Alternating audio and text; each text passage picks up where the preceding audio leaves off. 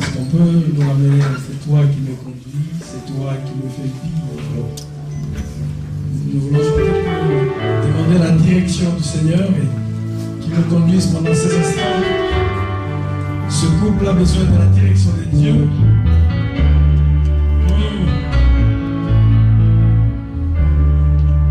C'est toi qui me fais vivre, c'est toi qui me soutiens, sans toi je ne suis rien, sans toi je ne peux rien, en toi je me sens vivre, en toi je me sens bien, quand je suis entre tes mains, je n'ai plus peur du lendemain.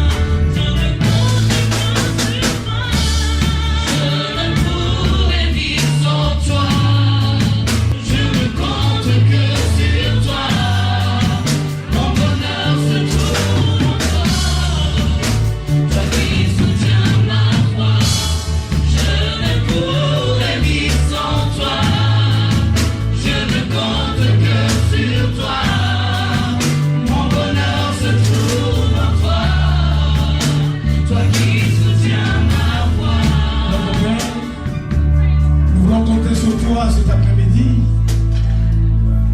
Pichuna et Alphonse veulent compter également sur toi.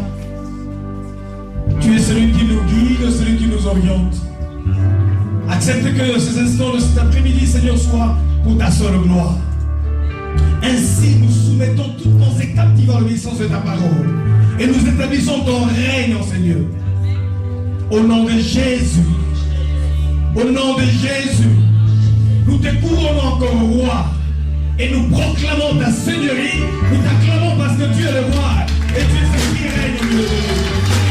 À toi toute la gloire, à toi tout l'honneur. Les heureux mariés, bien entendu la sœur Pichuna et le frère Alphonse. Amen. Et je salue l'excellent peuple de Dieu qui est là cet après-midi. Que le nom de l'Éternel soit béni. Vous savez, nous sommes ici cet après-midi pour certains, c'est une habitude d'assister au mariage. Vous savez, aujourd'hui, se marier devient tellement simple, devient tellement, bien aimé, habituel, que quand on nous parle d'un mariage, on nous donne une invitation à un mariage. Par moments, nous y allons sans réfléchir. Nous disons, bon ben, je m'en vais à ce mariage, je veux assister à ce mariage.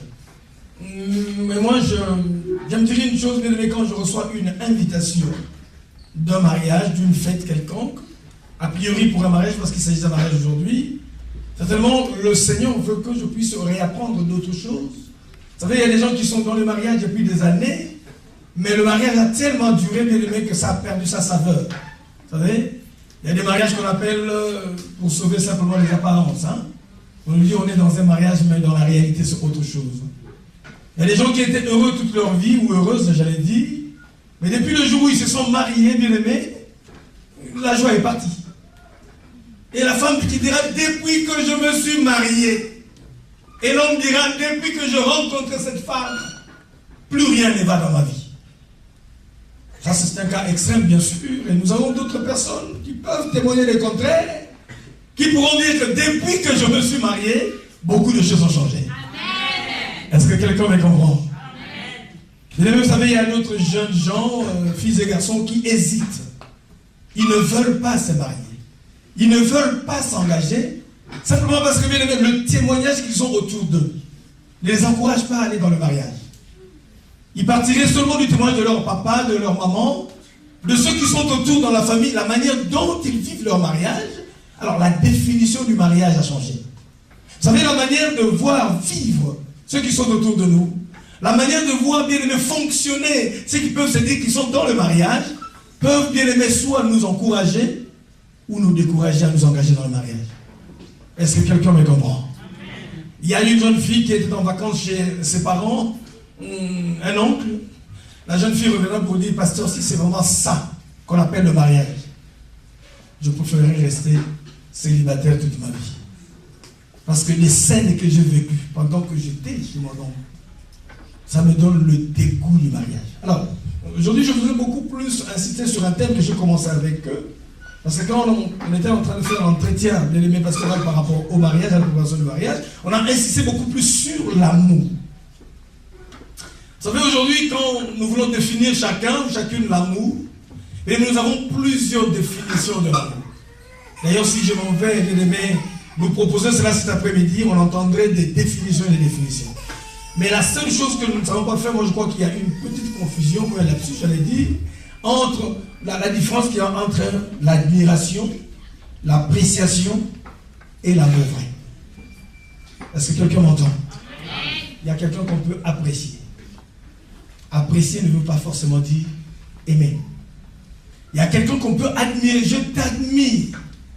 Mais mon engagement ne s'arrête qu'à l'admiration. Alors, je ne peux pas m'engager dans l'amour parce qu'une admiration n'est pas forcément l'amour.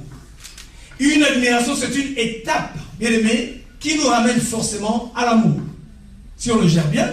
Une appréciation, d'ailleurs, bien aimé, nous voyons, quand on veut acheter quelque chose, on veut s'acquérir quelque chose. La première des choses, c'est de voir.